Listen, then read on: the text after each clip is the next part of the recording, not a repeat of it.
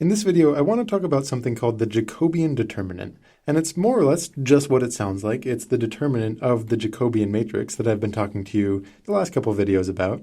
And before we jump into it, I just want to give a quick review of how you think about the determinant itself, just in an ordinary linear algebra context.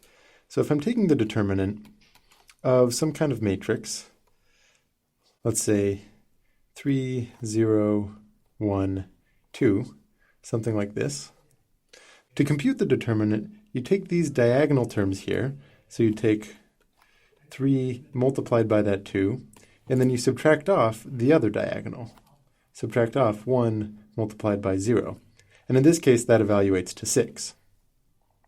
But there is, of course, much more than just a computation going on here. There's a really nice geometric intuition. Namely, if we think of this matrix, 3, 0, 1, 2, as a linear transformation, as something that's going to take this first basis vector over to the coordinates 3, 0, and that second basis vector over to the coordinates 1, 2, thinking about the columns, you can think of the determinant as measuring how much this transformation stretches or squishes space. And in particular, you'll notice how I have this yellow region highlighted, and this region starts off as the unit square, a square with side lengths 1, so its area is 1, and there's nothing special about this particular region. It's just nice as a canonical shape with an area of 1, so that we can compare it to what happens after the transformation. Ask, how much does that area get stretched out?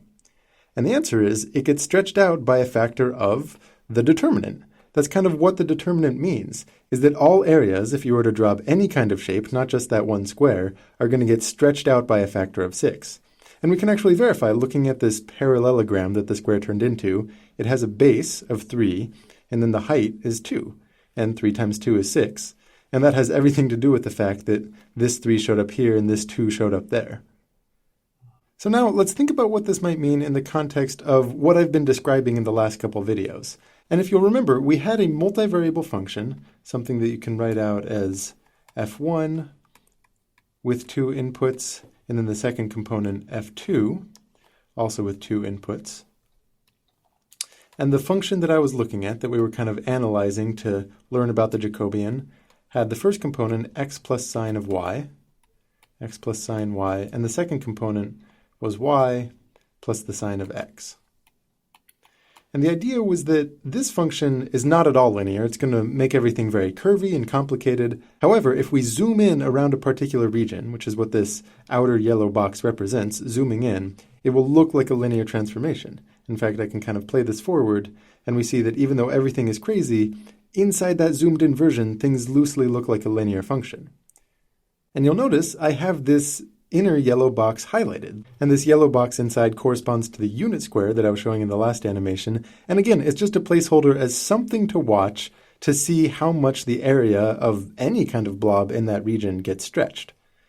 So in this particular case, when you play out the animation, areas don't really change that much. They get stretched out a little bit, but it's not that dramatic. So if we know the matrix that describes the transformation that this looks like zoomed in, the determinant of that matrix will tell us the factor by which areas tend to get stretched out. And in particular, you can think of this little yellow box and the factor by which it gets stretched.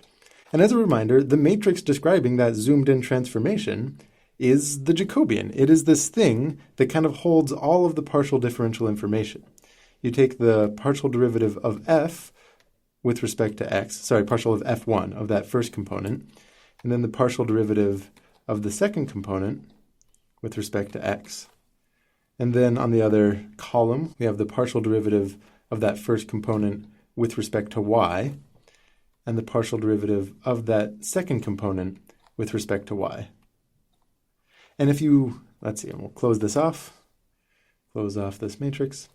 And if you evaluate each one of these partial derivatives at a particular point, at whatever point we happen to zoom in on, in this case it was -2, 1, once you plug that into all of these, you get some matrix that's just full of numbers. And what turns out to be a very useful thing later on in multivariable calc concepts is to take the determinant of that matrix to kind of analyze how much space is getting stretched or squished in that region. So in the last video, we worked this out for the specific example here, where that top left function turned out just to be the constant function 1, right? Because we were taking the partial derivative of this guy with respect to x, and that was 1. And likewise, in the bottom right, That was also a constant function of 1. And then the others were cosine functions. This one was cosine x, because we were taking the partial derivative of this second component here with respect to x. And then the top right of our matrix was cosine of y. And these are in general functions of x and y because, you're going to plug in whatever the input point you're zooming in on. And when we're thinking about the determinant here, let's just go ahead and take the determinant in this form, in the form as a function. So I'm going to ask about the determinant of this matrix, or maybe you think of it as a matrix-valued function. And in this case, we do the same thing. I mean, procedurally, you know how to take a determinant. We take these diagonals, so that's just going to be 1 times 1. And then we subtract off the product of the other diagonal. Subtract off cosine of x multiplied by cosine of y. And as an example, let's plug in this point here that we're zooming in on, -2, 1. So I'm going to plug in x is equal to -2 and y is equal to 1. And when you plug in cosine of -2, that's going to come out to be approximately -0.42. And when you plug in cosine of y, cosine of 1 in this case, that's going to come out to be about 0.54. And when we multiply those, when we take 1 minus the product of those, it's going to be about -0.227. And that's all stuff that you can plug into your calculator if you want. And what that means is that the total determinant evaluated at that point, the Jacobian determinant at the point -2, 1, is about 1.227. So that's telling you that areas tend to get stretched out by this factor around that point. And that kind of lines up with what we see. We see that areas get stretched out maybe a little bit, but not that much, right? It's only by a factor of about 1.2. And now let's contrast this. If instead we zoom in at the point where x is equal to 0 and y is equal to 1, so I'm going to go over here and all I'm going to change is that x is equal to 0 and y will still equal 1. And what that means is that cosine of x, instead of being -0.42, well, what's cosine of 0? That's actually precisely equal to 1. Right? We don't have to approximate on this one, which means when we multiply them, 1 times 0.54, well, that's going to now be about 0.54, right? So this one, once we actually perform the subtraction, instead, when you take 1 minus 0.54, that's going to give us 0.46. So even before watching, because this determinant of the Jacobian around the point 0,1 is less than 1, this is telling us we should expect areas to get squished down. Precisely, they should be squished by a factor of 0.46. And let's see if this looks right? We're looking at the zoomed-in version around that point, and areas should tend to contract around that. And indeed they do. You see it got squished down, it looks like by a fair bit. And from our calculation, we can conclude that they got scaled down precisely by a factor of 0.46.